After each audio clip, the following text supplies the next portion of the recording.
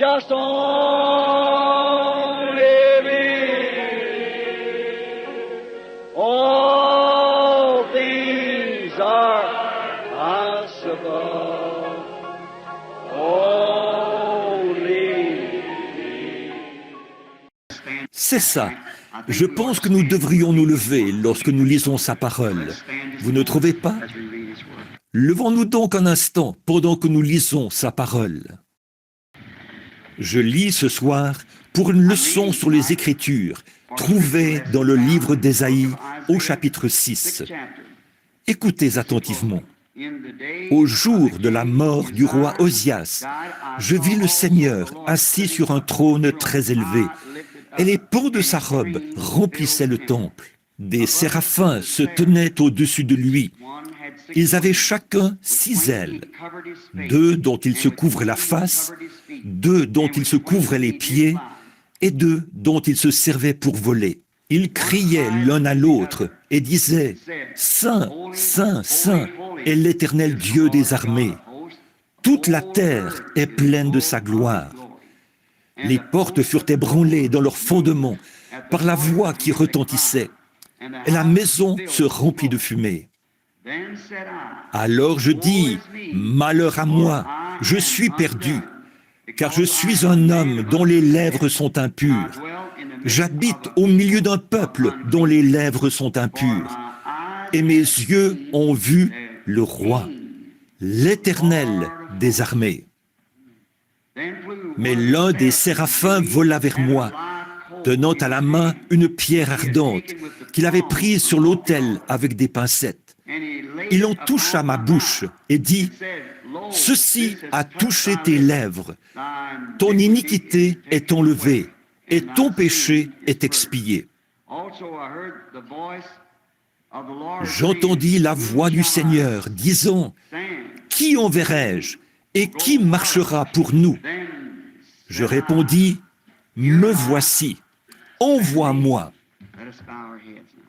Courbons maintenant la tête. Père, malheur, nous ressentons la même chose qu'Ésaïe a ressenti. Malheur à nous, car nos yeux ont vu le roi, le Seigneur de gloire.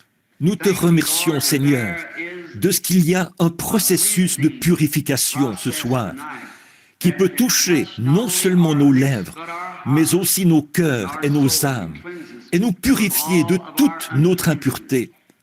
Car c'est vrai, nous habitons au milieu d'un peuple dont les lèvres sont impures, et nos lèvres aussi sont impures.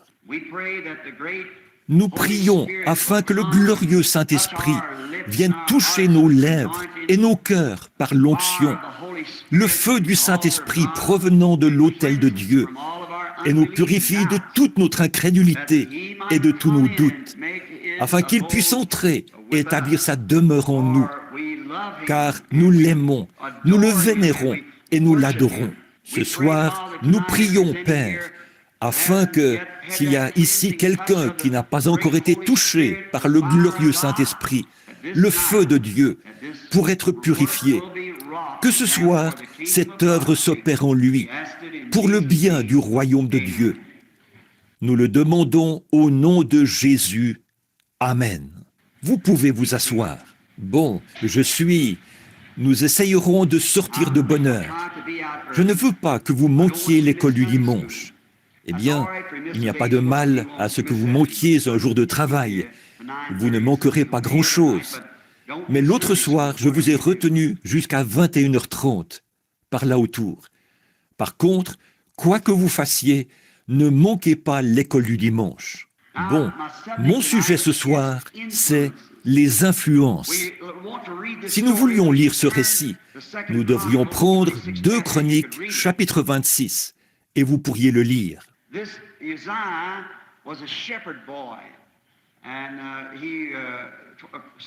Cet Osias était un jeune berger, et 2 Chroniques 26 nous raconte qu'il avait été oint roi à l'âge de 16 ans. Et le père d'Osias était un homme pieux. Cet homme était un homme bon, ayant des parents pieux. Il fit ce qui est droit aux yeux de l'Éternel. Or, en général, nous constatons que je pense que notre grand problème aujourd'hui, pour ce que nous croyons être de la délinquance juvénile, c'est une délinquance parentale, un foyer délinquant. Nos gens se sont éloignés des choses auxquelles ils auraient dû s'accrocher. L'Église est devenue tiède ou froide, et les enfants sont partis dans le monde. Or, Hollywood diffuse un tas de films et d'émissions de télévision et tout ça, qui ne sont même pas censurés, dans lesquels on blasphème et on prend le nom de Dieu en vain. Et autrefois, c'était mal pour les enfants dans les églises de la sainteté d'assister à des projections de films ou d'aller au cinéma. Mais maintenant, Satan est allé plus loin. Il a amené ça directement dans la maison, sous la forme de la télévision, sans que ce soit censuré et tout. C'est comme ça que Satan arrive à s'introduire petit à petit. C'est comme la piste de luge autrefois. Beaucoup d'entre vous ne s'en souviennent pas parce que vous êtes trop jeunes. Il y avait un divertissement pour les enfants. On s'asseyait sur sa luge et on la faisait tourner et tourner. Il y avait là une cuvette, une pente raide. Et on regardait qui oserait s'en approcher le plus. Et au bout d'un moment, avant de s'en rendre compte, on se mettait à dévaler. C'est comme ça avec le péché. Ne le traitez pas à la légère. Ne cherchez pas à voir jusqu'où vous pouvez vous en approcher. Regardez jusqu'où vous pouvez en rester éloigné. Voyez, ne prenez pas de risques. Si vous voulez courir le risque, moi, je ne veux pas prendre de risques. On raconte qu'une fois, un vieil Écossais s'apprêtait à franchir une montagne. Et les voitures à cheval attendaient. Chaque homme voulait être celui qui l'emmènerait. Il a dit « Je veux que ce soit le meilleur cocher qui m'emmène ». L'un d'entre eux a dit « Eh bien moi, je peux faire passer mes 6 chevaux au grand galop à moins de 25 cm du bord de la route sur cette montagne. Basculer dans le vide serait la mort. » Il a dit « Mes capacités de cocher sont suffisantes pour que je puisse faire passer mes chevaux par là en toute sécurité avec mes roues à 25 cm du bord, sans que ça bascule. » L'autre a dit « Moi, je peux faire mieux. Je peux passer à moins de 15 cm ou 10 cm et sans jamais basculer dans le vide. » Il a dit « Et vous, monsieur ?» Il a dit « Eh bien, je ne sais pas. Je n'aime pas faire ça. Moi, je rase le flanc de la montagne. » Il a dit « C'est vous qui allez m'emmener. » C'est ça, c'est lui. Ce n'est pas jusqu'où vous pouvez vous approcher, combien vous imaginez que vous êtes à l'abri. Restez aussi loin que possible du péché. Éloignez-vous-en le plus possible. Vous dites « Eh bien, je peux faire ceci. Il n'y a pas de mal à faire ceci. » Eh bien, s'il y a un doute dans votre esprit, ne le faites en aucun cas. S'il y a un doute quelque part, tenez-vous-en éloigné. Alors, vous voyez, alors vous vivez carrément par la foi, s'il n'y a pas de doute. S'il y a un doute, alors laissez ça. Ne vous en approchez en aucun cas. Et je pense que, dans bien des cas, ce sont les parents qui s'éloignent. Je sais que parfois, ce sont les écoles et différentes choses. Et l'école du dimanche dure environ une demi-heure ou 1 heure le dimanche matin. Et le monde a les enfants le reste de la semaine. Et leur bourre le crâne plus qu'une enseignante. Et très souvent, trop souvent, l'enseignante donne une petite leçon tirée d'une publication trimestrielle, tout en se peignant les lèvres et en se passant un coup de peigne. Elle laisse les enfants se débrouiller. Et puis, à la maison, ils ne reçoivent aucune formation chrétienne du tout. Maman est quelque part à une partie de cartes, et papa est au bowling, et la sœur est sortie avec quelqu'un qui possède un bolide. C'est ça, vous voyez. Vers quoi? Où allons-nous? C'est tout simplement, c'est terrible.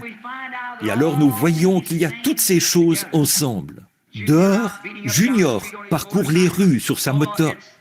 Et certains jouent au golf et d'autres jouent au billard. Ils font une chose ou une autre pour se distraire. et on laisse tomber l'Église. Alors, très souvent, ils réunissent le conseil. S'il arrivait que ce pasteur aborde un point sensible qui est plutôt un peu contraire, ou qu'il dise quelque chose à ce sujet, le conseil le convoquerait. Son nom serait transmis au quartier général et il serait excommunié. Vous voyez, donc, c'est devenu un gagne-pain, au lieu qu'on ait des serviteurs oints pour prêcher l'Évangile. Vous voyez, c'est vrai, c'est ça qu'ils recherchent. C'est un gagne-pain. On veut rester là, avoir un bon salaire.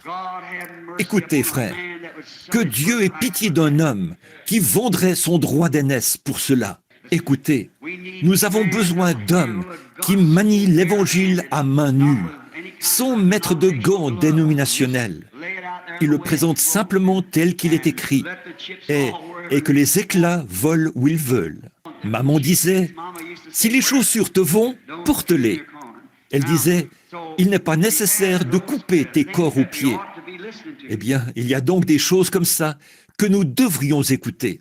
Bon, ce roi, Osias, était un enfant merveilleux. Il avait un père pieux. Sa mère venait de Jérusalem. Et un père pieux qui était roi avant lui. Et ce garçon avait été imprégné de ce genre d'enseignement. Je ne suis ni démocrate ni républicain. J'ai voté une seule fois, et c'était pour Christ.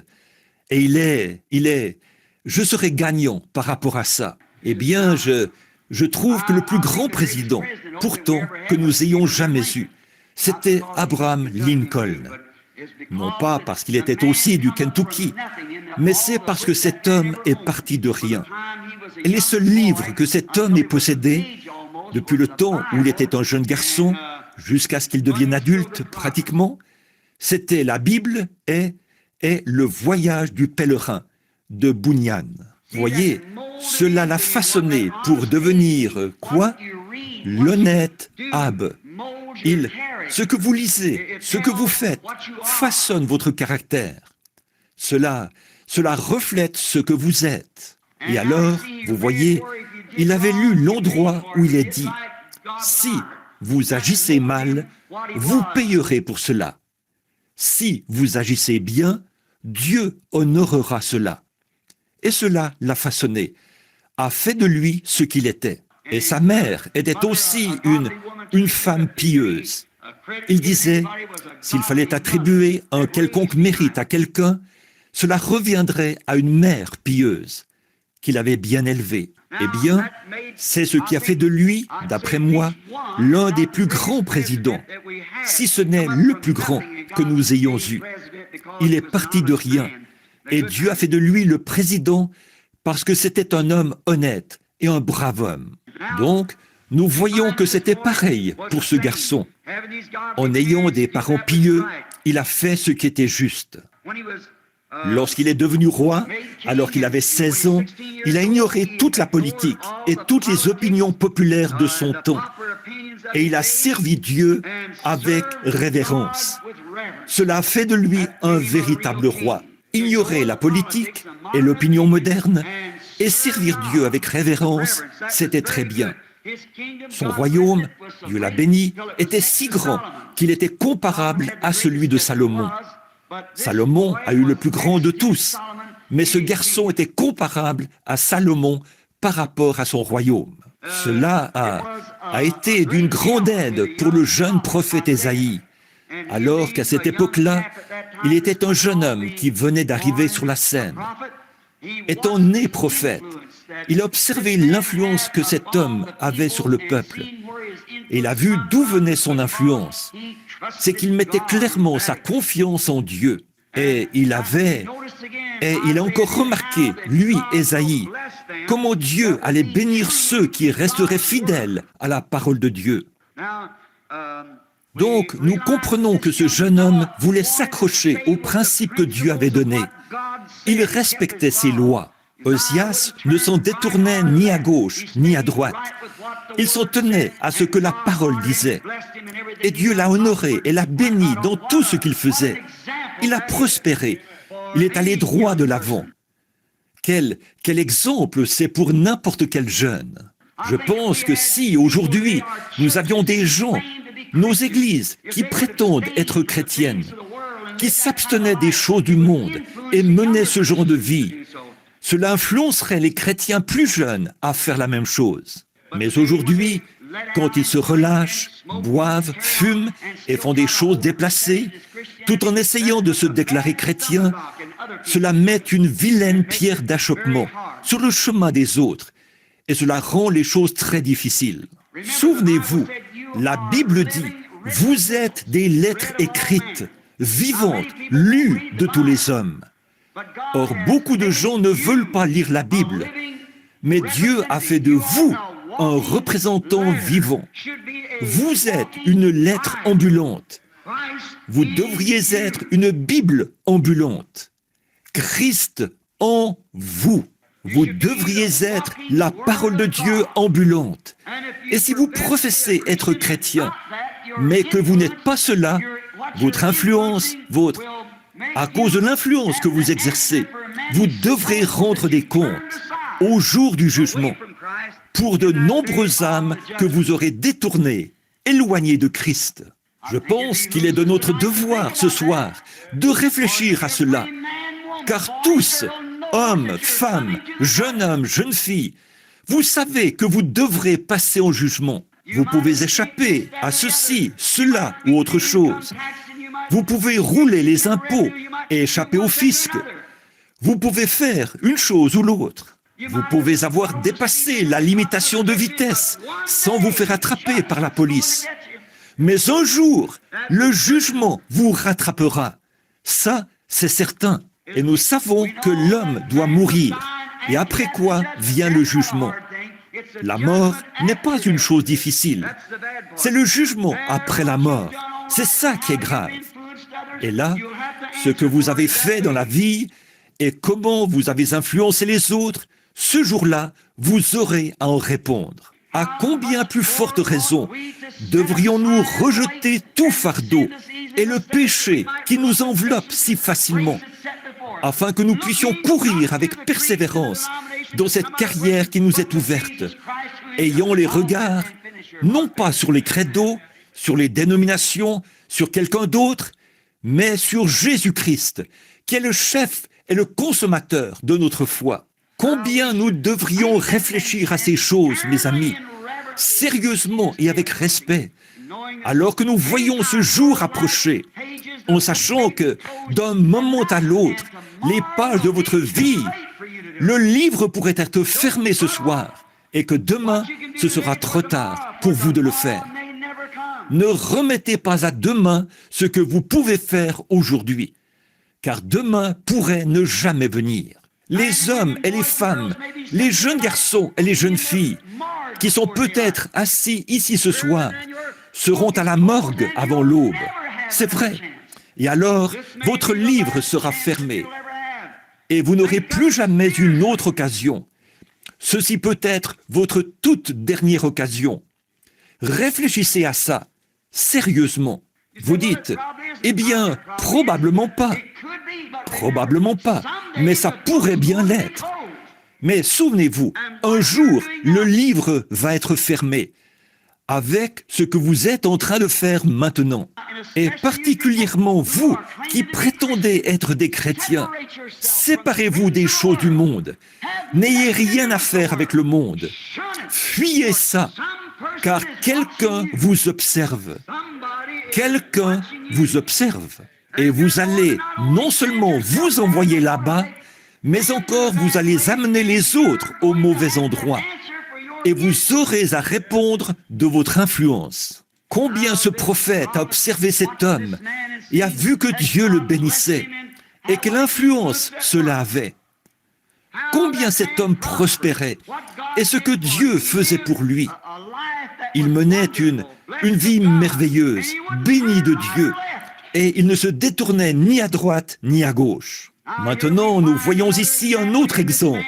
Ici, en cet homme Osias, ce grand roi qui avait marché avec Dieu à un moment donné.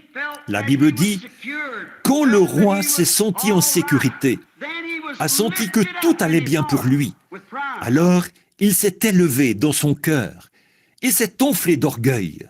Permettez-moi de m'arrêter ici pour dire ceci sérieusement. Mon frère, ma sœur, Dieu a fait de vous mon auditoire ce soir. Je dois être tout à fait sérieux dans ce que je dis. Et vous devez écouter avec beaucoup de sérieux. Voilà le problème de beaucoup de gens aujourd'hui. Ils pensent, certains de nos frères prédicateurs, certains en arrivent au point, peut-être, et de grands ministères, au point qu'ils se sentent en sécurité.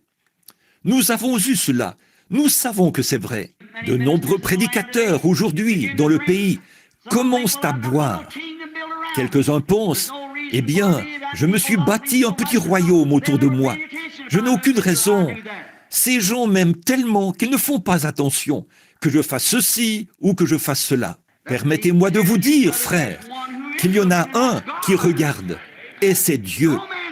Aucun homme n'est en sécurité en dehors de Dieu. Alors parfois, nous en arrivons au point où nous pensons, Dieu nous bénit. Il m'a donné une Cadillac. Il m'a donné un meilleur travail. Il m'a donné ceci. Cela ne prouve pas du tout que vous ne puissiez pas détourner de vous ces bénédictions. Quand vous vous élevez et que vous avez l'impression que, bon, autrefois, je passais toute la nuit à prier. Autrefois, je faisais ceci et je faisais cela. Mais je ne le fais plus. Vous êtes sur un terrain glissant. Voilà le problème de nos pentecôtistes. Alors qu'autrefois, il y a longtemps, nous avions des petites missions là-bas au coin. Les femmes, jambes nues, battaient du tambourin là-bas. On devait prier toute la nuit et tout. La police vous enfermait et vous restiez en prison et tout. Vous priez. Les églises et toutes les dénominations se riaient de vous et se moquaient de vous. Mais aujourd'hui, Dieu vous a élevé au point que vous avez certaines des meilleures églises du pays, de grandes et puissantes dénominations. Vous commencez à vous sentir en sécurité. Faites attention, c'est alors que vous vous élevez. Alors, quand Dieu envoie quelque chose, vous ne pouvez plus l'accepter parce que vous avez déjà rendu témoignage à cette chose. Quand vous commencez à vous sentir en sécurité, c'est alors que vous êtes en route vers votre chute. Cela vaut pour les dénominations, cela vaut pour les nations. Regardez notre nation, qui était autrefois l'un des grands pays du monde pour ce qui est de la moralité. Regardez-la aujourd'hui, elle est la risée du monde. Elle est plus souillée que tout ce que je connais. Quand je suis descendu de l'avion à mon arrivée à Rome, et que je suis allé à Saint-Ange pour visiter les catacombes, je me suis senti gêné en voyant un écriteau placé devant les catacombes de Saint-Ange qui disait « Avis à toutes les femmes américaines, prière de vous habiller avant d'entrer dans les catacombes afin d'honorer les morts. Elles viennent là en short et en pantalon, à un endroit comme Rome. Et il fallait dire aux femmes américaines d'honorer les morts et de s'habiller. Eh bien, c'est devenu une puanteur pour les narines. Et tout l'argent que nous avons outre-mer, les prêts que nous octroyons, et toutes ces choses, cela n'achètera jamais l'amitié. Ce qu'il nous faut dans cette nation, et que nous n'aurons jamais, mais ce qu'il nous faut, c'est un temps pour faire le grand ménage. Non pas un grand ménage politique, mais un réveil envoyé par le Saint-Esprit qui va la balayer de la tête aux pieds. C'est ce dont nos églises ont besoin. C'est ce dont notre peuple a besoin. C'est ce dont nous avons besoin en tant qu'individus. Que notre influence, quand nous nous élevons pour dire « Je suis pentecôtiste, j'ai parlé en langue, j'ai crié, j'ai dansé par l'Esprit », peut-être que vous l'avez fait.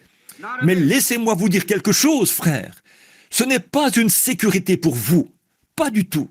Nous voyons, quand Osias s'est élevé dans son cœur, nous voyons que Dieu l'a frappé. Qu'est-ce qu'il a fait? Il a tout essayé pour essayer de prendre la place d'un ministre.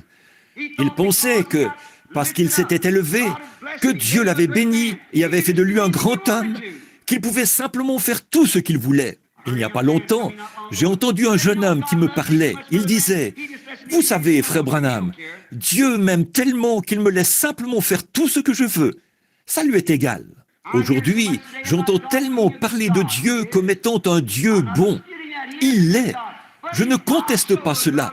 Il est un Dieu bon. Mais il est aussi un Dieu de colère. Sa sainteté exige la justice. Sa loi exige le jugement. S'il n'y a pas de jugement avec la loi est sans effet. À quoi cela servirait-il de dire « C'est contraire à la loi de griller ce feu rouge ici » s'il n'y a pas de sanction derrière? Voyez, ce ne serait pas une loi. On ne pourrait rien faire s'il n'y avait pas de sanction. Il y a une sanction quand on transgresse les lois de Dieu. Et cela, vous aurez à payer jusqu'au tout dernier sou avant qu'on vous laisse sortir de là. Or, beaucoup d'hommes aujourd'hui commettent la même triste erreur que cet homme quand il s'est élevé, qu'il est devenu grand, qu'il avait tout bien en main. Il s'est senti en sécurité. Dieu m'aime tellement que maintenant, rien ne peut me nuire. À ce moment-là, il s'est retrouvé dans le même état que Nebuchadnezzar une fois, comme vous le savez, vous, lecteurs de la Bible. Nous voyons ensuite qu'il a été frappé de lèpre parce qu'il avait essayé de prendre la place d'un ministre. Il n'y a pas longtemps, je prêche pour les hommes d'affaires du plein évangile à travers le monde. Il y a quelque temps, j'étais assis quelque part. C'était là-bas en Jamaïque. Nous tenions une réunion. Je les aime parce que ce sont des gens qui viennent de toutes les églises. Cela me donne l'occasion de parler. Parfois, les églises ne veulent pas collaborer. Mais comme leurs hommes d'affaires, eux, collaborent, elles le font pour sauver la face devant eux. Donc, on voit que là-bas, je tenais une réunion. Ce soir-là, quand nous sommes rentrés au motel Flamingo, j'ai dit « Mes amis, vous me faites honte. » J'ai dit « C'est une honte. Tout ce dont vous avez parlé devant tous ces dirigeants politiques et autres, et ces hommes d'affaires d'un peu partout, c'était... J'avais une toute petite entreprise ici. Maintenant, je possède 16 Cadillacs. Ou que sais-je encore. J'ai dit, vous ne pouvez pas vous comparer à ces hommes-là. Voilà ce qui ne va pas dans l'Église aujourd'hui. Vous essayez de vous comparer à Hollywood. Vous essayez de ressembler à Hollywood. Souvenez-vous, Hollywood brille. L'Évangile rayonne. Vous ne pouvez pas aller sur leur terrain. Vous devez les amener sur notre terrain. C'est là que nous devons les amener. Il faut les amener de ce côté-ci. Ce n'est pas à nous d'aller là-bas.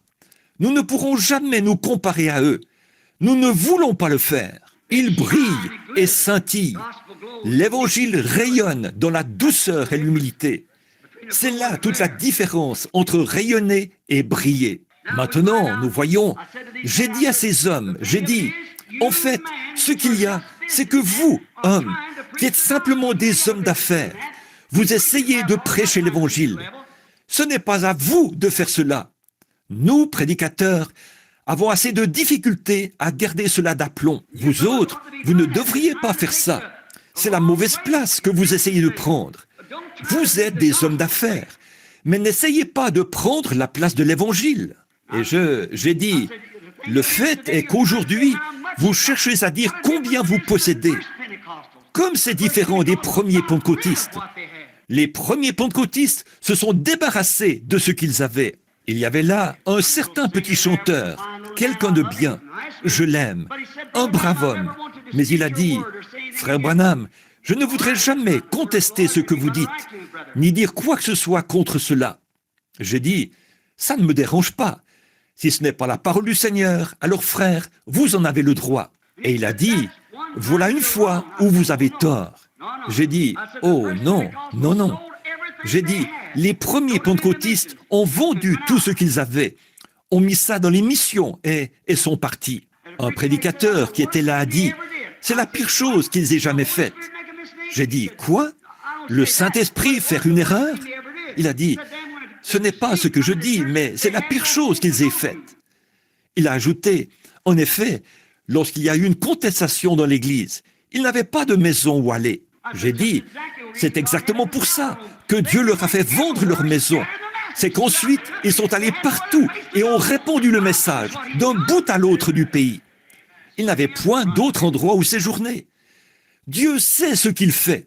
Laissez-le simplement diriger toutes les affaires. » Nous voyons que cet homme a pris un encensoir.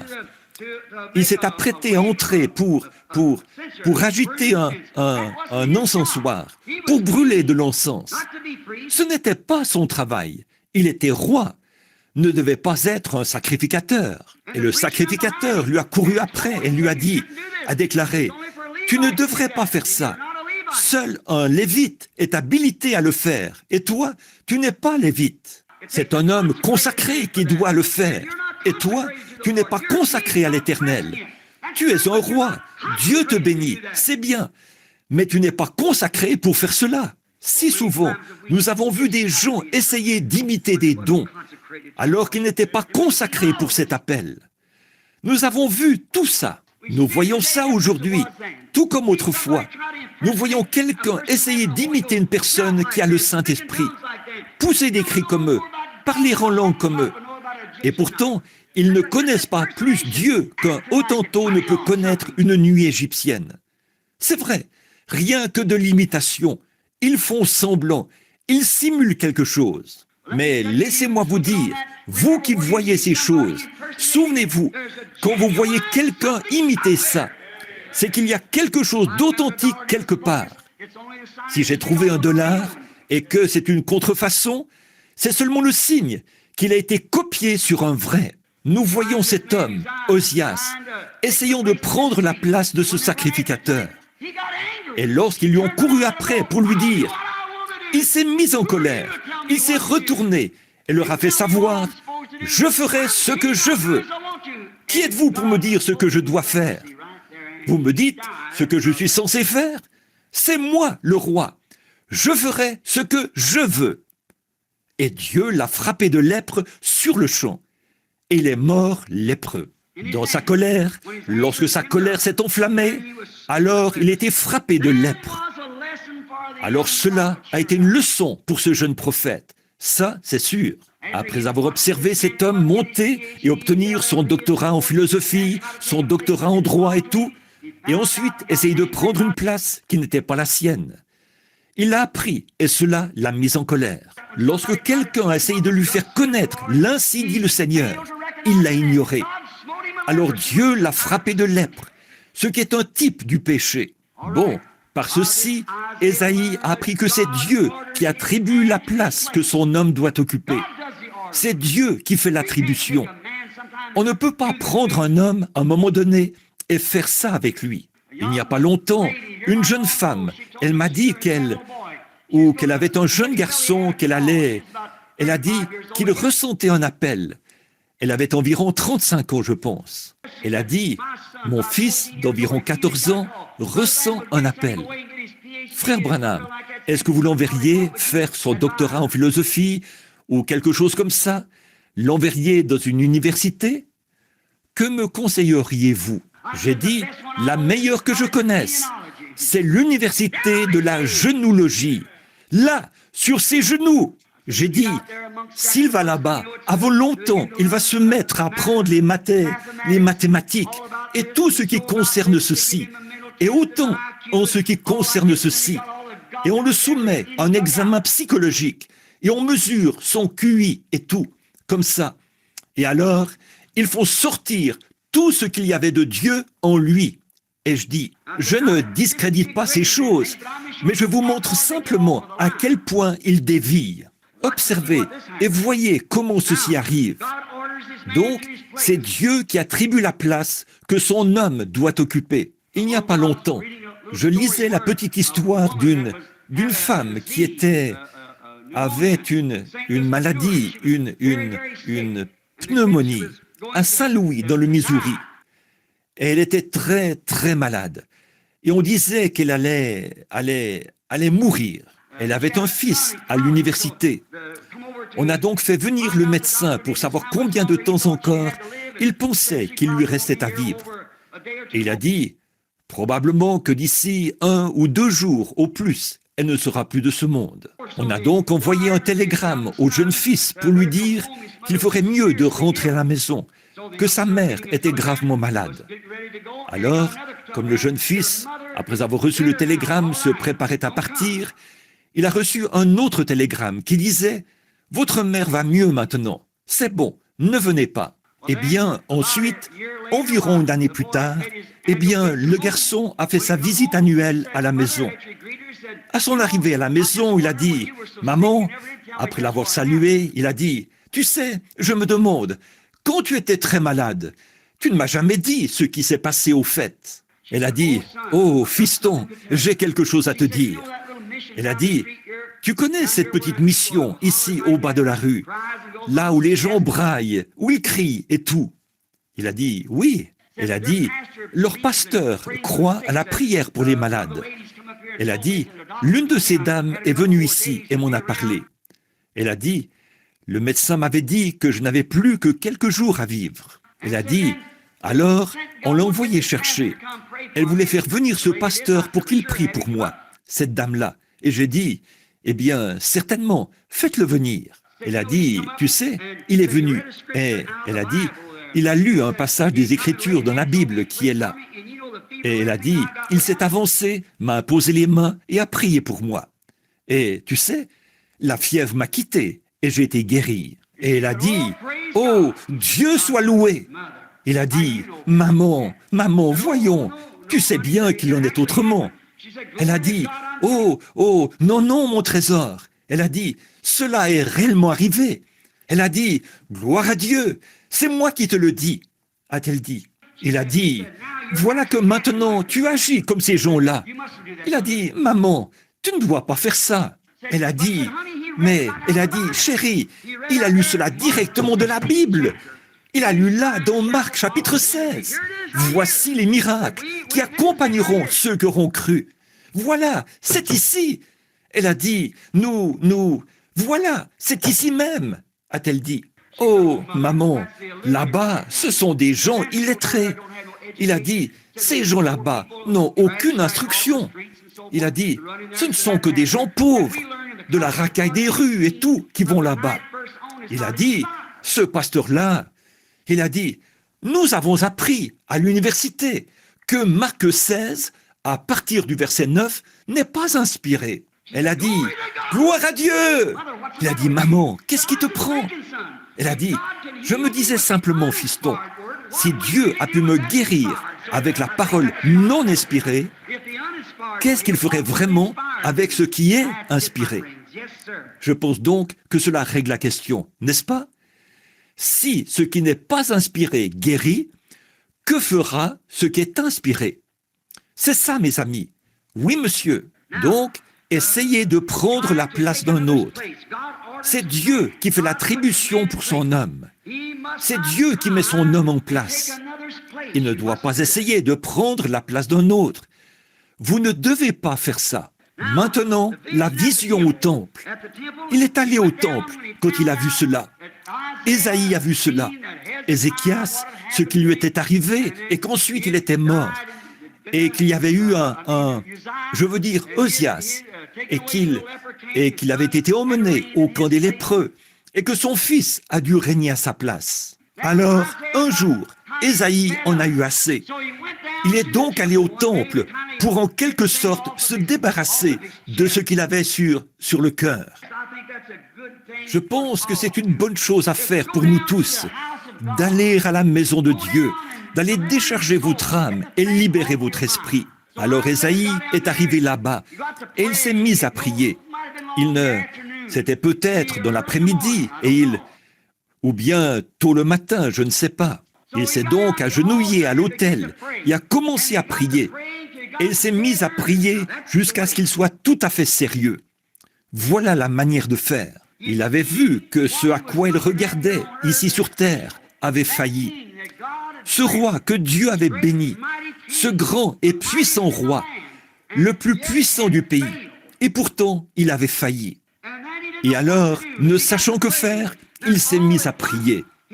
Alors tout à coup, il a levé la tête et a vu un roi véritable.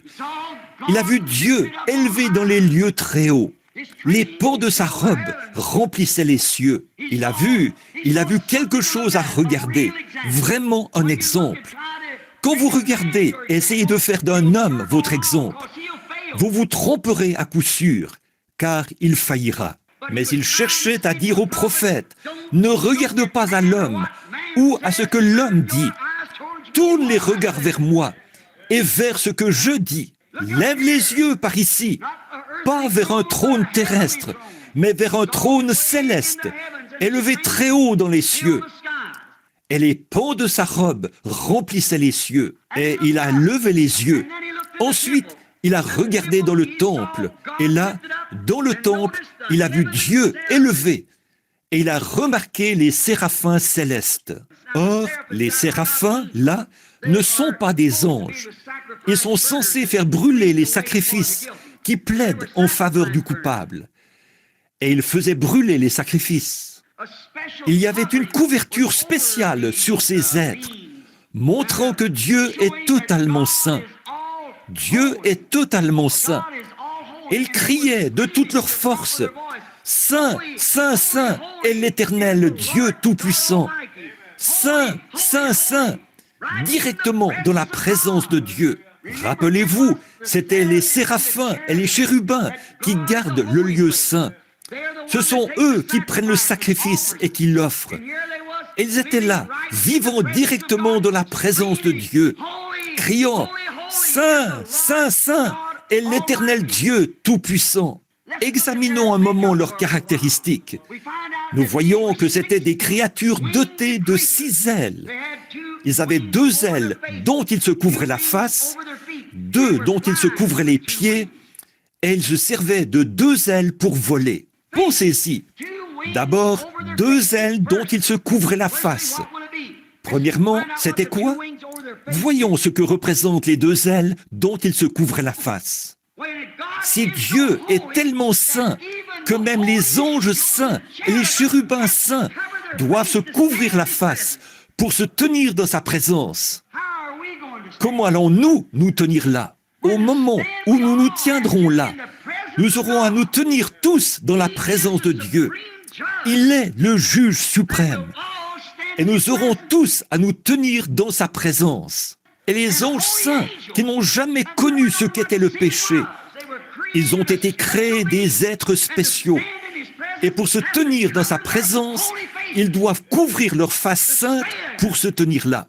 Si les anges doivent couvrir leur face sainte pour se tenir là, que devrons-nous faire pour vivre dans la présence du Dieu Tout-Puissant si nous demeurons dans sa présence?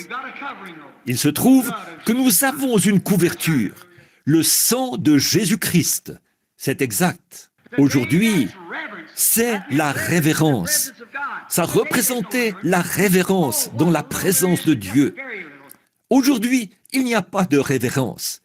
Oh, le peu qu'il y en a, c'est vraiment insignifiant. Qu'en est-il? Vous voyez les gens se moquer de ce qu'on appelle christianisme. Que va-t-il arriver à cet homme quand Dieu envoie quelque chose sur la terre et qu'on voit cela opérer exactement selon la parole, et qu'alors les hommes en parlent et s'en moquent? Vous savez ce que dit la Bible? Jésus a dit, c'est le blasphème contre le Saint-Esprit qui ne sera jamais pardonné. Oh, ils disent, ça, c'est du diable. Faites attention à ce que vous dites, frères, sœurs. Faites attention à ce que vous dites, pécheurs. Il n'y a pas de pardon pour cela.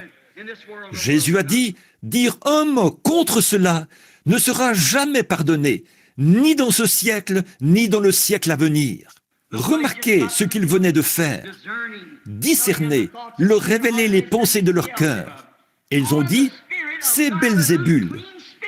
Ils ont appelé l'Esprit de Dieu un esprit impur, un démon qui fait l'œuvre de Dieu. Et il a dit, moi, je vous pardonne. À ce moment-là, l'expiation n'avait pas encore été faite. Et Jésus n'était pas encore mort. Mais il a dit, quand le Saint-Esprit sera venu, parler contre cela, ça ne vous sera jamais pardonné. Quand le Saint-Esprit viendra accomplir la même œuvre qu'il faisait à ce moment-là, cela ne sera jamais pardonné. Des gens irrévérencieux.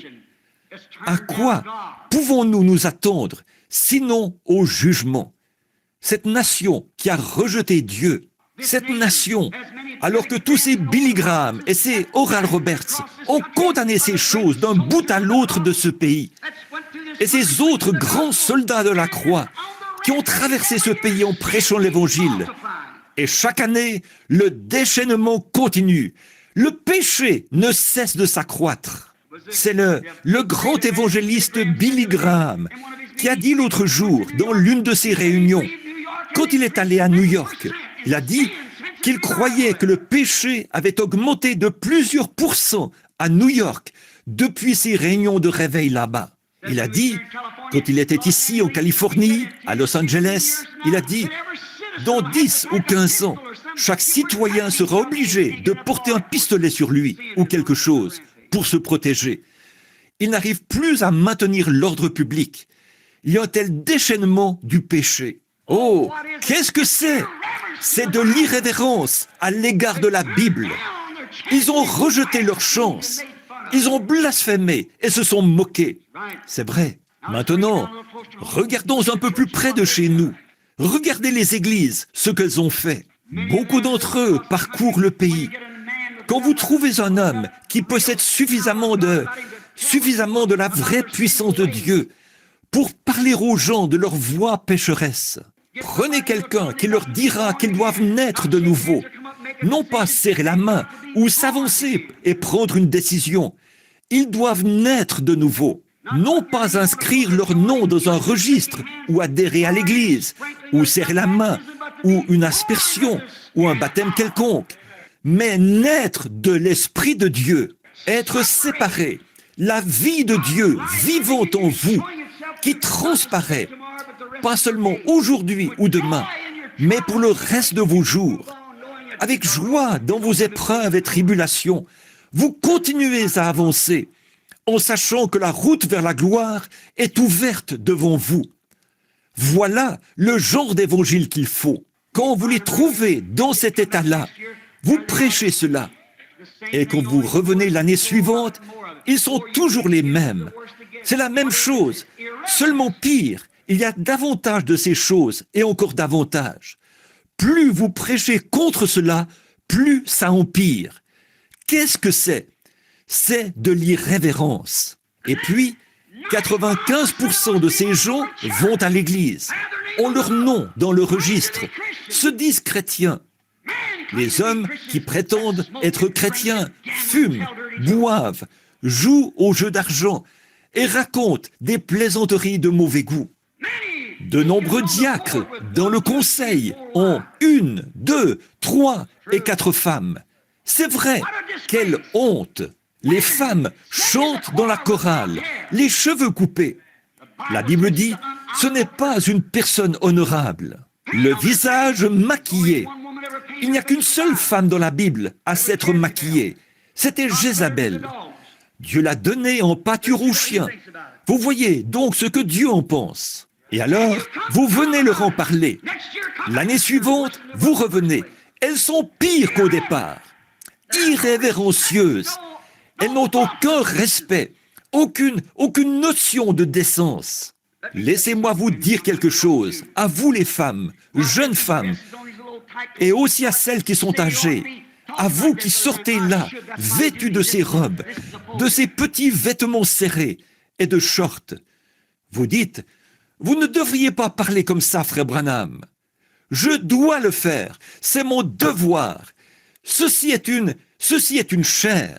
Un homme m'a téléphoné il n'y a pas longtemps, l'un des plus grands évangélistes pentecôtistes du pays. Il a dit, laissez ces gens tranquilles.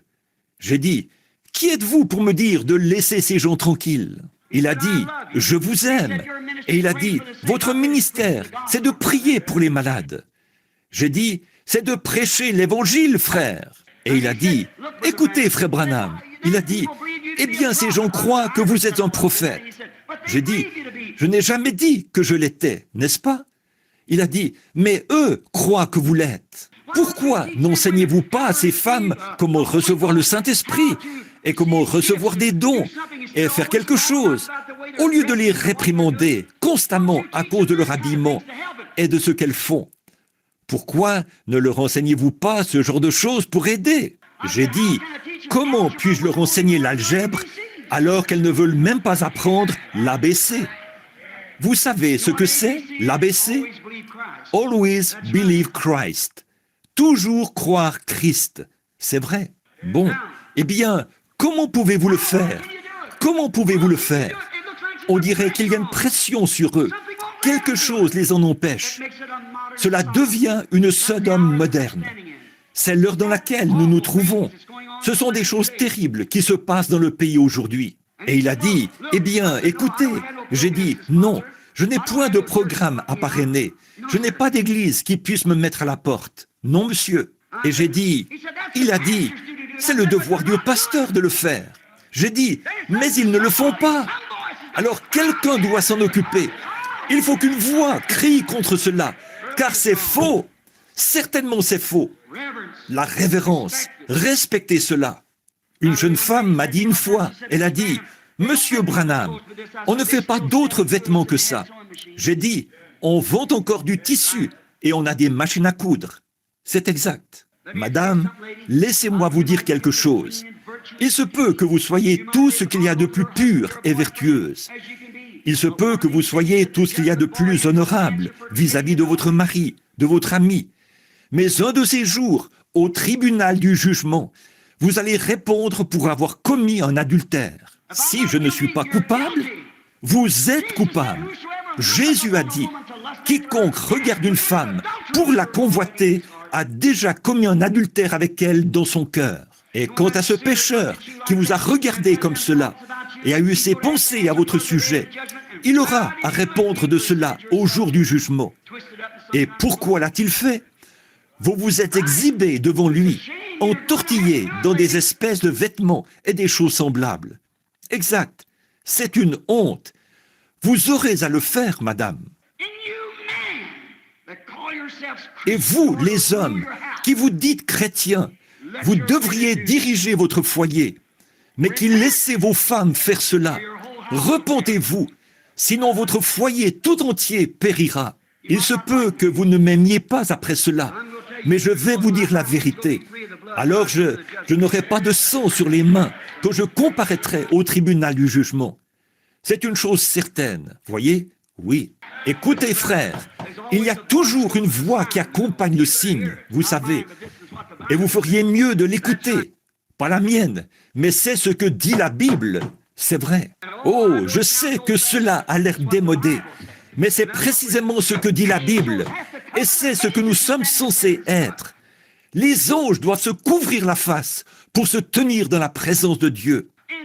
Et les femmes, quand la Bible dit « il n'est pas convenable » ou inconvenant qu'une femme prie les cheveux coupés, elle n'a pas le droit de prier. Et on la met dans la chorale. Et on fait même d'elle un prédicateur. C'est exact. Je sais que ça vous rend un peu malade. Mais vous savez, c'est comme maman me disait, quand il fallait prendre de l'huile de ricin. Si ça ne te rend pas malade, ça ne te fait aucun bien. C'est pareil avec l'évangile. Cela doit vous amener à réfléchir. C'est la vérité. Les hommes et les femmes sont coupables, les deux, des deux côtés. C'est blanc bonnet et bonnet blanc. C'est exactement là que nous nous trouvons, irrévérencieux, peu importe ce que dit la parole. Eh bien, ça ne fait rien. Je crois que ça va comme ça. Vous présumez que ça va comme ça. La Bible dit que c'est mal. Et présumer, c'est s'aventurer sans autorité. Vous n'avez pas l'autorité de Dieu pour le faire. Ces séminaires, ces écoles et autres qui négligent ces choses de cette manière, c'est une honte. Cela amène de jeunes hommes, de jeunes ministres à faire fausse route. Ça les emmène vers une espèce de théologie faite de main d'homme, au lieu de la parole de Dieu. Pas étonnant qu'ils n'arrivent pas à croire un véritable et authentique message. Pas étonnant qu'ils n'arrivent pas à voir ces choses dans l'Église. Pas étonnant qu'ils doivent le mettre dehors dans les derniers jours. Aucune révérence en sa présence. Sa présence peut descendre, et ils rient et font éclater des bulles de chewing-gum, se promènent de partout et se conduisent comme je ne sais quoi, sans la moindre révérence en sa présence. Bon, donc, aucune révérence du tout pour Dieu ou son peuple. Pourquoi? Pourquoi font-ils cela? Maintenant, écoutez attentivement. Pourquoi font-ils cela? Ils ne sont pas conscients de sa présence. Ils ne pensent pas que c'est Dieu. Pensez-vous que cette femme aurait vraiment, ou plutôt que ce soldat l'aurait frappé au visage, aurait entouré son visage d'un chiffon et l'aurait frappé à la tête et dit « Maintenant, si tu es prophète, dis-nous qui t'a frappé. » Si cet homme avait su que c'était Dieu qu'il frappait, pensez-vous qu'il l'aurait fait? Pensez-vous que ce soldat ivre lui aurait arraché la barbe et lui aurait craché au visage en se raclant la gorge pour mieux cracher? S'il avait su que c'était le Fils de Dieu, il n'en était pas conscient. Et aujourd'hui, ce que les gens appellent une bande de fanatiques, ils ne sont pas conscients que c'est le Saint-Esprit qui agit dans ces gens. Ils se permettent n'importe quoi. Ils ne sont pas conscients de cela, pas conscients de sa présence. Vous savez, c'est comme ce vieux dicton. Certains disent « Je vais à la réunion pour rigoler. Je vais à la réunion pour trouver quelque chose à redire. » Il a été dit que les insensés marchent avec des souliers cloutés, là où les anges craignent de poser les pieds. Ils ne sont pas conscients de Dieu. Voilà la raison. Pourquoi n'êtes-vous pas comme David? David disait « Je le mets constamment sous mes yeux. » C'est la raison pour laquelle il a dit « Je ne chancelle pas, car Dieu est toujours sous ses yeux. » Oui, monsieur. Maintenant, deuxièmement, il se couvrait les pieds. Que signifiait « il se couvrait les pieds » ? L'humilité. Se couvrir la face signifiait la révérence dans la présence de Dieu. Se couvrir les pieds, c'était l'humilité dans sa présence. Comme Moïse, dans sa présence, qui a ôté ses souliers, il a découvert ses pieds. Paul, quand il a trouvé Jésus, la colonne de feu, il est tombé par terre. Il n'était plus sur ses pieds. Là où auraient dû se trouver ses pieds, c'est là qu'était sa face, l'humilité. Jean-Baptiste, ce grand prophète, c'était le premier dans le pays depuis 400 ans.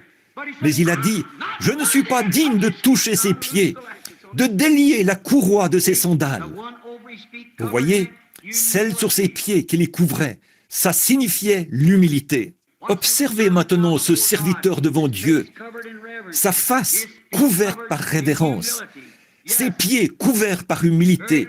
Oui, et vraiment conscient de... Soyez vraiment conscient de votre petitesse.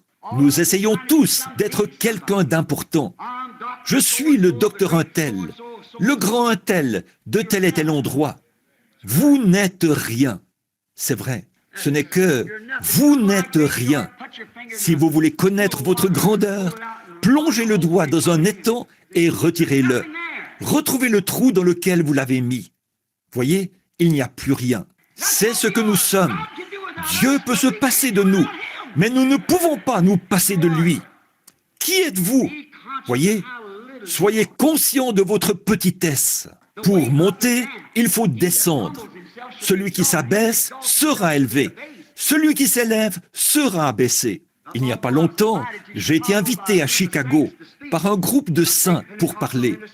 Il y avait là un célèbre ministre pentecôtiste qui avait environ 4 diplômes universitaires et tout.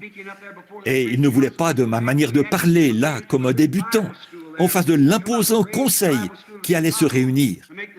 Il a donc fait venir un homme d'une grande école biblique de Chicago, pour faire son discours. Cet homme a alors dit ce qu'il ferait, venir là pour rabaisser ces gens par rapport à tout ce qui lui viendrait à l'esprit, leur dire combien ils avaient tort de croire qu'il existe un Saint-Esprit et tout ce genre de choses, devant des pentecôtistes. Il s'est avancé là, en bombant le torse, le col tourné vers l'arrière, vêtu d'une espèce de smoking.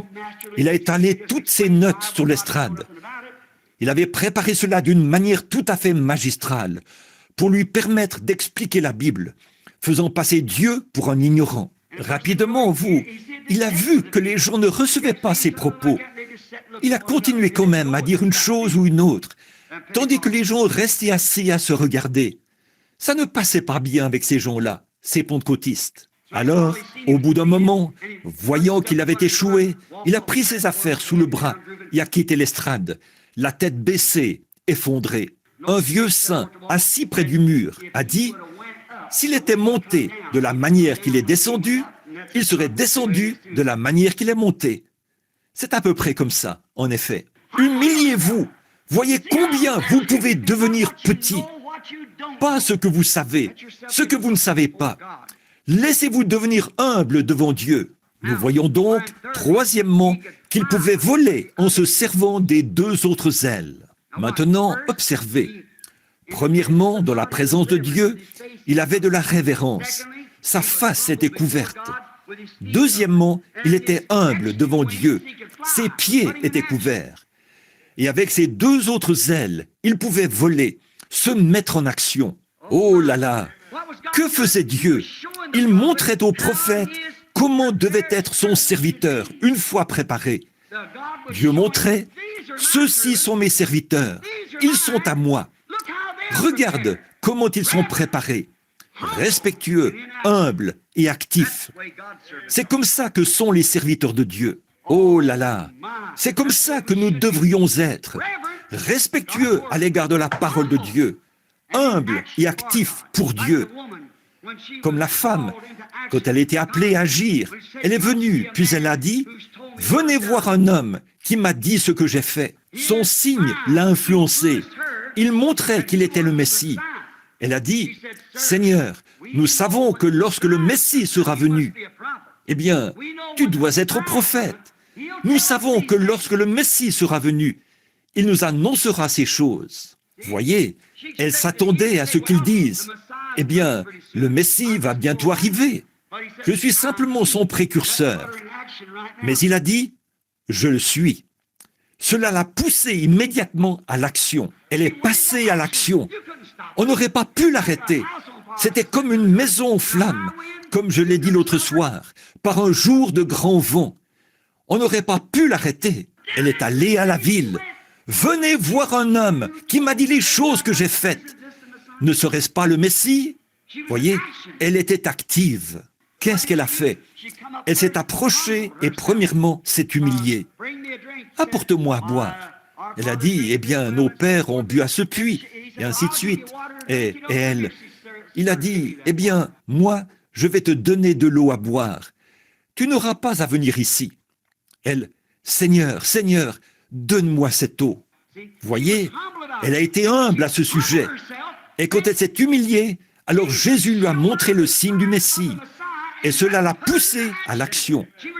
Elle était alors prête à aller. Elle était prête à le dire à tous ceux avec qui elle entrerait en contact. Vous voyez, en fait, selon les traditions des pays orientaux, les hommes n'auraient jamais écouté cette femme. Une femme pareille n'a pas droit à la parole parmi les gens. Certainement pas. Elle ne peut rien dire. Mais essayez donc de l'arrêter. Elle était en action. Elle devait l'annoncer à quelqu'un. « Venez ici voir vous-même. Cet homme m'a dit ce que j'ai fait. N'est-ce pas là ce que nous attendions?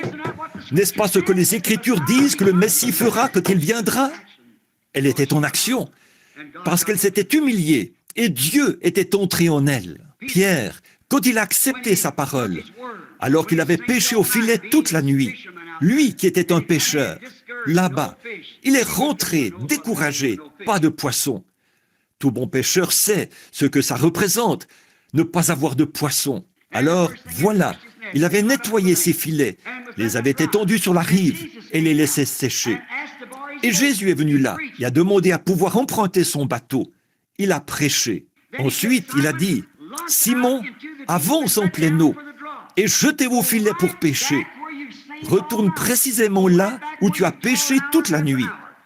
Retourne là où tu as travaillé dur, des heures durant, et jetez vos filets pour une belle pêche, une belle prise. » Maintenant, regardez. Il a dit, « Seigneur, nous avons travaillé toute la nuit sans rien prendre. Mais sur ta parole, Seigneur, je jetterai le filet. Sur ta parole. » C'est cela. Prenez Dieu aux mains. Et lorsqu'il a jeté le filet, il a attrapé tellement de poissons que le filet a commencé à céder. Cela l'a poussé à l'action. Oui, monsieur, l'influence de Jésus sur lui l'a fait passer à l'action. Et il a jeté le filet.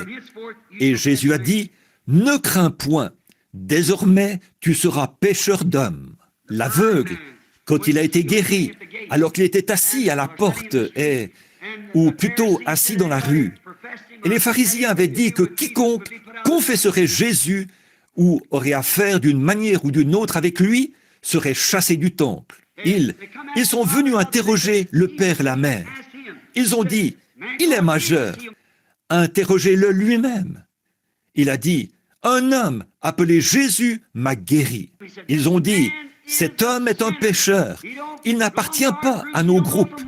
Nous ne savons d'où il vient. Donne gloire à Dieu. Il a dit, eh bien, s'il est un pécheur, je ne sais. Il a dit, mais je sais une chose, c'est que j'étais aveugle et que maintenant je vois. Et il a dit, la chose étrange pour moi, c'est que vous, qui êtes censés être les conducteurs spirituels de cette heure, et cet homme m'a ouvert les yeux, et pourtant, vous ne savez pas d'où il vient? Qu'est-ce qu'il a fait? Il est passé à l'action, c'est vrai. Cela l'a poussé à l'action. En effet, il a répandu sa renommée dans tout le pays. Les gens, le jour de la Pentecôte, lorsque Jésus leur a dit d'attendre là-haut et qu'ils seraient, ils sont venus là, et quand le Saint-Esprit est descendu sur eux le jour de la Pentecôte, ils ont alors été influencés par la parole de Dieu, manifestée. Maintenant, souvenez-vous, Jésus a dit, attendez à Jérusalem, jusqu'à ce que vous soyez revêtus de la puissance d'en haut. Ils ont attendu, pas 8 jours, pas 9 jours, ils ont attendu 10 jours, jusqu'à ce que la promesse fût manifestée.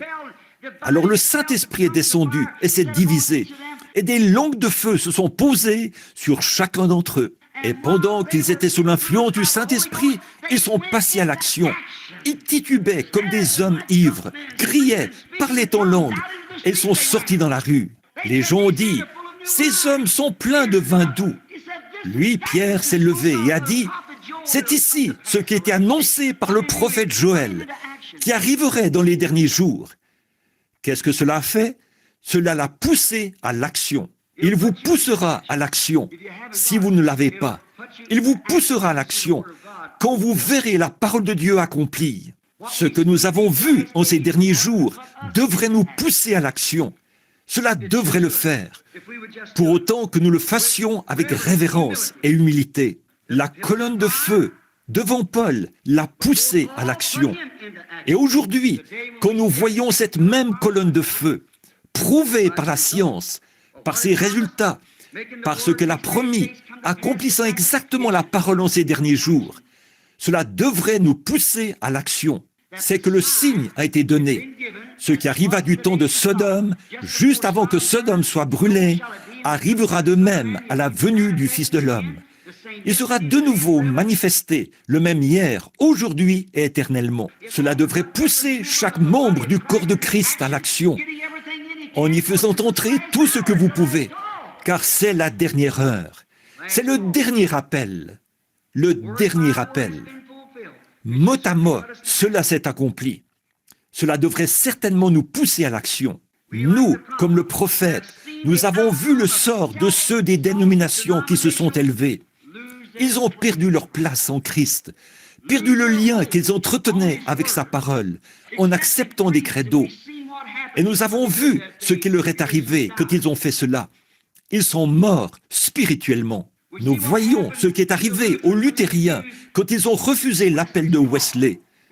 Nous voyons ce qui est arrivé aux méthodistes quand ils ont refusé l'appel des pentecôtistes. Aujourd'hui, qu'en est-il des pentecôtistes?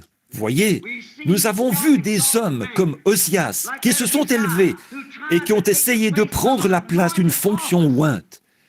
La fonction d'un homme dans l'Église dépend d'une onction, pas d'une nomination. Elle est ointe. L'Église, le pasteur, l'évangéliste, le prophète, l'apôtre doivent être des fonctions ointes de Dieu, non pas élues par l'homme.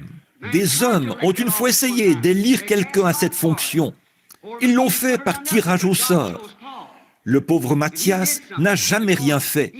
Mais Dieu a choisi Paul, qui lui a fait quelque chose, parce qu'il était oint.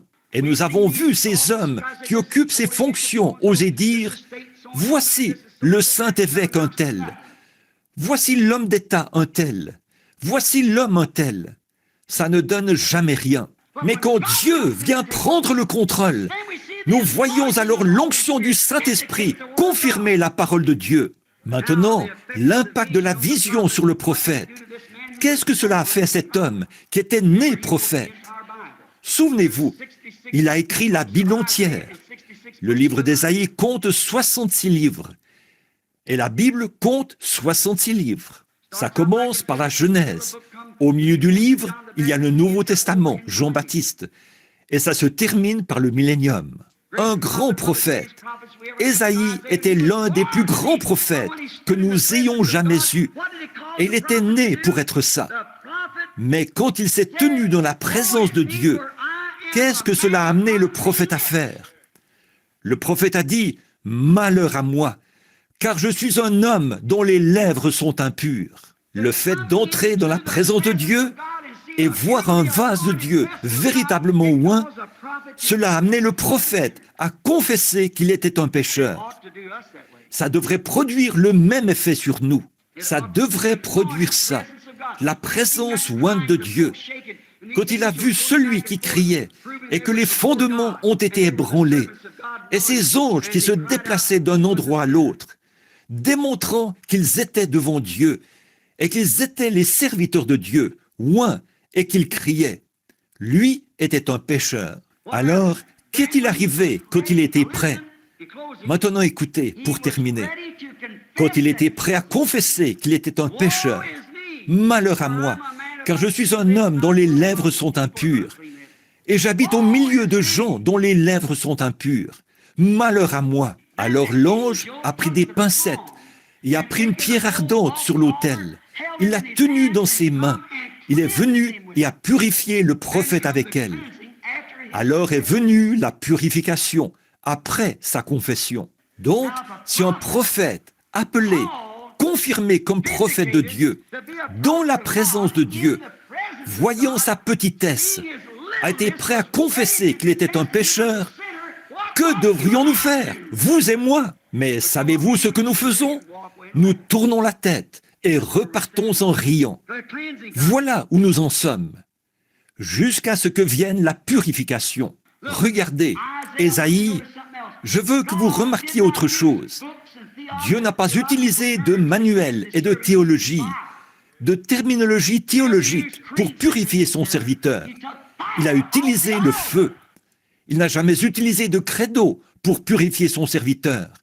Il a pris du feu sur l'autel. Et si jamais Dieu purifiait un homme aujourd'hui, ce devrait être par le feu du Saint-Esprit qui purifie l'homme. Pas de lire un manuel et faire ceci, ou un autre ouvrage de tel et tel. Un certain grand ministre, ici en Californie, a dit l'autre jour qu'il avait le livre de l'année. Je ne suis pas d'accord avec lui. Le livre de l'année, c'est la Bible. Elle l'a toujours été. Le livre de l'année, c'est le livre de Dieu, toujours. Donc, Dieu a utilisé le feu pour purifier son serviteur. Alors, a suivi, après qu'il a humblement confessé qu'il était dans l'erreur, alors est venue la purification. Et après la purification, alors est venue la commission. Voyez, voilà le problème. Certains d'entre nous, nous essayons de recevoir la commission avant d'être purifiés. Voyez, nous disons, eh bien, je suivrai ceci. Nous devons suivre Dieu. Ces anges faisaient une seule chose. Ils vivaient dans la présence de Dieu, humbles, respectueux et actifs devant Dieu. Alors a suivi la commission, après la confession et la purification. C'est alors qu'Ésaïe, purifié, s'est écrié, « Me voici, envoie-moi. » Oh, frères, sœurs, si jamais il y a eu un temps où les Ésaïes devraient venir à la maison de Dieu pour être purifiés, si jamais il y a eu un temps où le membre d'Église devrait vraiment venir confesser ses péchés, si jamais il y a eu un temps pour le rétrograde, pensez un peu, la nuit où Sodome fut brûlée. Je me demande combien de gens se sont éloignés du message de ces anges. Je me demande combien de gens se sont trop peu souciés d'écouter leur voix. Ils ont péri cette même nuit. Et ils ne seront plus jamais, seulement pour leur châtiment en enfer. Ce qui arriva du temps de Noé. Combien de gens ont ri de lui et se sont moqués de lui, et qui sont venus là rien que pour l'entendre, pour dire Nous allons monter écouter ce vieux détraqué brailler encore, juste pour nous amuser. Ils se sont levés et sont partis. Ils n'ont même pas voulu l'écouter prêcher. Toutes ces sortes de choses. Ils ont péri dans les jugements qu'il prêchait. Amos, ce petit prédicateur, sachant, venu de nulle part, un prophète oint, qui est venu regarder ce qui se passait à Samarie à ce moment-là. Son crâne chauve luisait, sa vieille barbe grisonnante, quand il a franchi la colline. Il a regardé, il a plissé les yeux en regardant cette ville. Non pas comme les touristes venus de toutes les parties du monde. En effet, les sacrificateurs, tous avaient péché. Et les faux prophètes leur disaient qu'il n'y avait pas de mal à ça. Il s'est rendu là-bas, sans aucune collaboration pour ces réunions de réveil. Il s'est rendu là-bas, sans rien, et s'est écrié. Il a dit, « Ce même Dieu que vous prétendez servir vous détruira. » Et moi, je dis, « Ainsi dit le Seigneur, le Dieu que l'Amérique prétend servir la détruira. » Prenez cela comme vous voulez. Ce qu'il nous faut, c'est nous agenouiller à l'autel. Ésaïe. Et Dieu a dit, « Qui marchera pour moi ?» Ésaïe a répondu, « Me voici, envoie-moi. » Je pense à ce chant. Quand la pierre ardente toucha le prophète, le rendant aussi pur qu'on puisse l'être. Quand la voix de Dieu dit, « Qui marchera pour nous ?» Il répondit, « Maître, me voici, envoie-moi. » D'abord, il a dû s'humilier, être purifié et se préparer, comme nous l'avons vu pour le serviteur qui s'était préparé. Regardez Osias, comment il avait été préparé, mais il a failli. Ne mettez pas. Vous dites, « Eh bien, je sais que le docteur Untel est un homme bon. Je connais frère Untel. » Peut-être qu'ils le sont, mais ne regardez pas à cela. Regardez ici, en haut. Voyez, voici la voie. Dieu a une manière de se préparer. Comment s'y est-il pris? Le jour de la Pentecôte, Pierre leur a dit ce qu'il fallait faire. Il leur a donné une ordonnance, et elle demeure toujours la même. Ne la modifiez pas.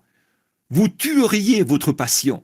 Ils ont dit, « Que pouvons-nous faire pour être sauvés ?»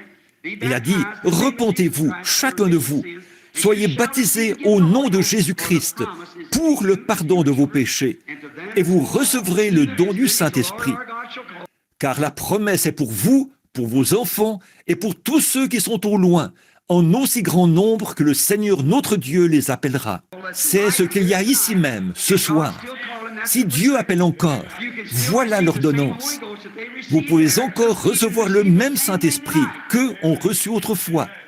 Il suffit, vous pouvez recevoir la même chose ce soir. Il suffit d'aller jusqu'au bout.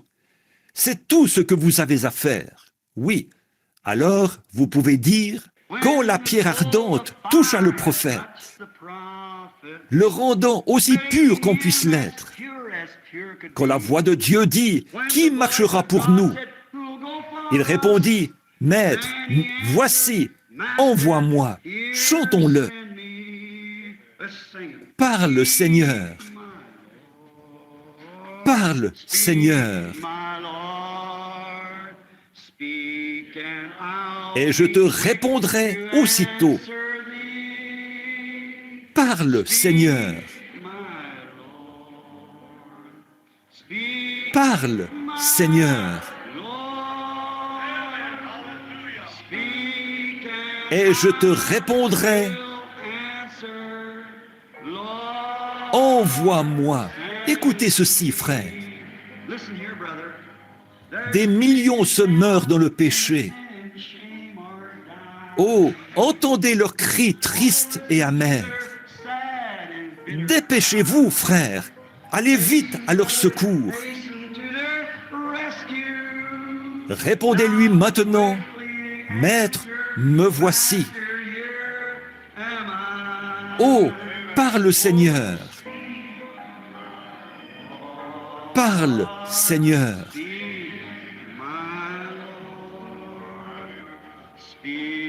Et je te répondrai aussitôt.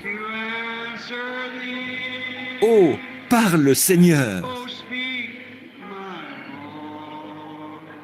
Parle, Seigneur. My Lord. Speak. Et je te répondrai. I will answer. Lord. Envoie-moi. Courbons la tête. Let's bow our heads. Le rendant aussi pur qu'on puisse l'être. Quand la voix de Dieu dit, qui marchera pour nous? As pure, as pure. Il répondit, me voici, When the voice envoie-moi. Voulez-vous être humble et purifié? Then he answered, Master, here send me. You want to be humble and cleansed? Parle, Seigneur. Speak, Parle, Seigneur. speak, and I'll be Et je te répondrai aussitôt. Parle, Seigneur. speak, Parle, Seigneur. Lord. Speak, and Et je te répondrai, answer, Lord. envoie-moi. Maintenant, pendant qu'il continue de jouer, y a-t-il un Ésaïe ici ce soir, ou une centaine, qui veut aller, qui veut la purification de Dieu dans sa vie? Vous qui ne connaissez pas Christ comme votre Sauveur, vous êtes maintenant invité à l'autel. S'il parle à votre cœur, je ne suis pas tellement pour chercher à persuader. Je pense que c'est le Saint-Esprit lui-même qui persuade. Mais si vous êtes ici et que vous n'avez pas Christ, alors souvenez-vous, vous répondrez au jour du jugement de ce que vous faites de ceci ce soir. Voyez? Maintenant, si vous voulez venir, je suis ici pour prier avec vous. Au nom de Christ, je vous offre l'occasion de venir chercher Dieu et de pouvoir, par bonheur, le trouver. Jeunes gens, personnes âgées, personnes d'âge moyen, membres d'église, qui que vous soyez, si le feu de Dieu, par le Saint-Esprit, ne vous a pas purifié dans votre cœur, au point de croire chaque parole de cette Bible, et que Christ est le témoin vivant dans votre cœur, comme quoi il est ressuscité des morts, alors je vous invite à l'autel. Venez ici et laissez-nous prier avec vous. En voyant votre manière d'agir, je suis porté à croire que vous êtes tous sauvés. Alors, y a-t-il un rétrograde ici qui voudrait venir? Je vous demande, en tant que serviteur de Christ, de venir ici et de nous laisser prier avec vous. Je ne dis pas qu'il vous reprendra, je crois qu'il le fera. Ne voulez-vous pas venir essayer maintenant? S'il vous parle, venez. Ceux qui n'ont pas le baptême du Saint-Esprit, je suppose qu'il n'y a personne qui ne l'ait pas, qui ne soit pas rétrograde. Alors, c'est que chacun est dans une atmosphère de prière, qu'il est chrétien et qu'il est dans une atmosphère de prière. Donc, si vous êtes dans une atmosphère de prière et que vous n'avez pas reçu le baptême et que vous aimeriez que Dieu vous le donne, alors c'est l'occasion pour vous, maintenant. Il y a un homme ici qui ne l'a pas. Qu'il soit béni pour son cœur humble. Je veux croire que c'est un autre Ésaïe. Maintenant, levez la tête. Il y a un homme prosterné ici à l'autel. Un homme qui, je veux croire, est un Ésaïe. Maintenant, il est ici. Croyez-vous qu'il est ici? Maintenant, je vais vous dire ce que vous avez fait. Vous avez fait la chose la plus horrible que vous ayez jamais faite. Il y a ici 200 ou 300 personnes qui devraient être à l'autel. Je vais vous montrer, au nom du Seigneur, que j'ai raison de dire ce que je dis. Regardez, certains d'entre vous qui êtes ici, priez. Tenez, Voici une dame assise ici, vêtue d'un manteau blanc, une petite veste blanche. Elle regarde droit vers moi. Je ne peux pas. C'est une chrétienne, mais elle prie pour une infirmité. Elle a de l'arthrite. Croyez-vous que Dieu peut vous rétablir, vous guérir? Alors, vous pouvez la voir.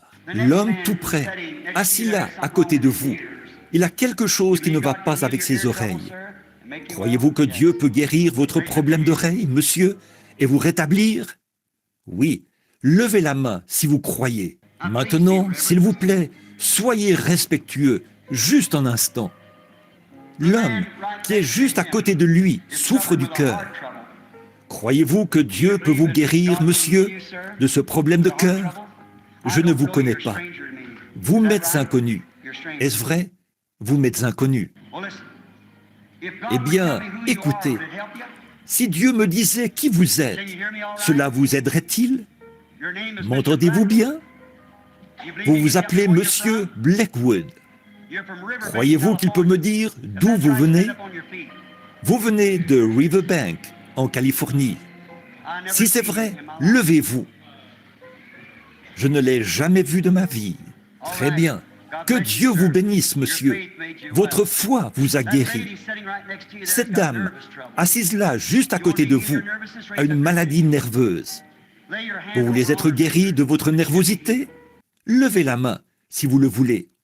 Imposez-lui les mains, monsieur, afin qu'elle soit guérie. La dame, assise à côté de vous, là, qui porte une robe rouge, elle a du diabète sucré. Elle veut qu'on prie aussi pour elle. Voyez? Elle veut qu'on prie pour elle. Ayez foi. Voici une dame, assise là, tout au fond. Elle est sur le point de subir une opération. Si seulement elle peut... Oh Dieu! Elle a une descente de matrice. Elle s'appelle Mademoiselle Maxwell. Croyez, levez-vous, acceptez votre guérison, Mademoiselle Ma. Vous n'avez pas de carte de prière, n'est-ce pas? Vous n'avez pas de carte de prière. Très bien. Vous n'en avez pas besoin. Levez la main si c'est vrai. Je ne vous connais pas. Si c'est vrai, faites signe de la main. Nous sommes des inconnus l'un pour l'autre. Faites signe de la main, comme ceci. Qu'est-ce qu'elle a touché? Ce n'est pas moi qu'elle a touché. Monsieur Stewart, voulez-vous aussi être guéri de la nervosité? Et croyez-vous que Dieu va vous guérir? Je vous suis inconnu, mais voilà qui vous êtes, et vous souffrez de nervosité. C'est à peine si vous pouvez vous contenir. Levez-vous et acceptez votre guérison au nom de Jésus-Christ. Voici une dame assise là derrière vous. Elle souffre aussi de nervosité. Elle a quelque chose qui ne va pas dans les muscles de son corps. Elle va passer à côté et... Madame Newell, levez-vous si c'est votre nom. Et si c'est vous, croyez. Croyez-vous? Certainement. Voici une dame assise juste ici. Elle a un problème de cœur et de l'hypertension. Croyez-vous cela? Est-ce vrai, sœur? Levez-vous si c'est vrai. La dame assise là, à côté de vous, elle a quelque chose dans la poitrine. Si c'est vrai, levez-vous. Dites à la dame, à côté d'elle. Elle a des grosseurs sur le visage. On dirait de petites tumeurs. Si elle veut en être guérie, dites-lui de se lever et d'accepter cela. Maintenant, bon nombre d'entre vous, ici, devraient être à l'autel, en train de rechercher le Saint-Esprit. C'est ainsi dit le Seigneur. Vous voyez ce que je veux dire? Je vais faire cet appel encore une fois. Ça confirme que je vous dis la vérité. Dieu est en train de parler aux gens ici. Et vous doutez un petit peu. Voulez-vous être assez sincère pour lever la main et dire « Oui, frère Branham, j'ai toujours été un peu incertain. Je veux plus de Dieu. Je sais qu'il me manque quelque chose là-dedans, que j'aurais dû avoir quand j'ai fait profession d'avoir le baptême du Saint-Esprit. » Levez la main. Voulez-vous le faire? Soyez simplement honnête avec vous-même. Le Saint-Esprit ne se trompe jamais.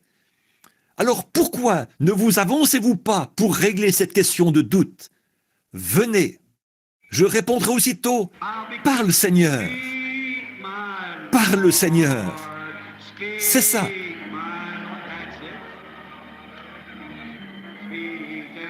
et je te répondrai aussitôt. Voyez, je ne vous dis rien de faux, mes amis. C'est le Saint-Esprit qui appelle. Il y en a des centaines ici. Si seulement vous croyez que je suis un prophète. Maintenant, souvenez-vous, je vous le dis au nom du Seigneur. On vous a trompé. Venez, la pierre ardente toucha le prophète, le rendant aussi pur qu'on puisse l'être. Quand la voix de Dieu dit « Qui marchera pour nous ?» Il répondit « Me voici, envoie-moi. » Ne voulez-vous pas dire la même chose? Alors levez-vous, levez les mains. Parle, mon Seigneur. Oh, parle, Seigneur. Et je te répondrai aussitôt. Parle, Seigneur. Que fait-il? Répondez-lui donc, si c'est lui qui parle. S'il y a un peu de doute quelque part, que vous n'êtes pas sûr de cela, ne prenez pas de risque. Envoie-moi. Oh, parle, Seigneur. Il est en train de parler. Allez-y. Seigneur, parle et je te répondrai. Maintenant, mes amis, je ne suis pas enclin au fanatisme. Je ne suis pas enclin à dire mal les choses. Je me sens conduit quand je dis ce que je dis. Seigneur, et je te répondrai. Vous dites, qu'est-ce que les gens vont dire à ce sujet? C'est plutôt ce que Dieu dira à ce sujet qui compte. Envoie-moi. Parle, Seigneur. C'est vrai.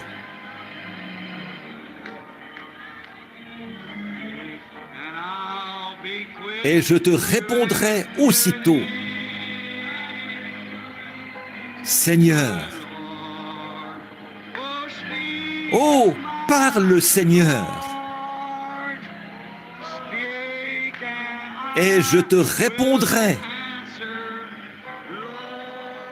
Envoie-moi. Des millions se meurent dans le péché. Oh, entendez leurs cris tristes et amers. Dépêchez-vous, frères. Allez vite à leur secours. Oh, répondez aussitôt. Maître, me voici, envoie-moi. Oh, parle. Maintenant, vous tous ici présents, nous voulons nous préparer aussi pour un grand service de guérison demain. Et je veux que chacun de vous, ministres, vous vous approchiez de ces personnes qui recherchent le Saint-Esprit. Ne vous arrêtez pas après 5 minutes. Restez là jusqu'à ce que... Combien de temps? Jusqu'à ce que le Saint-Esprit vienne. Seigneur. Oh, et maintenant, ceux dans l'auditoire, posez la main sur quelqu'un d'autre. Imposez-vous simplement les mains les uns aux autres, à quelqu'un. Vous qui allez prier, qui représentez ces gens ici. Seigneur. Eh bien, les allées sont pleines à craquer. L'hôtel est plein à craquer. Il y a environ 150, 200 personnes. Seigneur. Et je réponds, maintenant, commencez à prier. Seigneur, envoie-moi. Parle, Seigneur. Seigneur, envoie-moi. Guéris ces gens, Seigneur, au nom de Jésus-Christ. Seigneur, accorde-le. Ô Dieu, exauce les prières de ces gens. Ne vous relâchez pas. Restez là jusqu'à ce que cela arrive. Restez jusqu'à ce que vous entendiez le cri de Dieu. Restez jusqu'à ce que les chérubins vous secouent, que le Saint-Esprit ait pris la pierre ardente sur l'autel de Dieu et l'ait posée sur vos lèvres. Parle, Seigneur.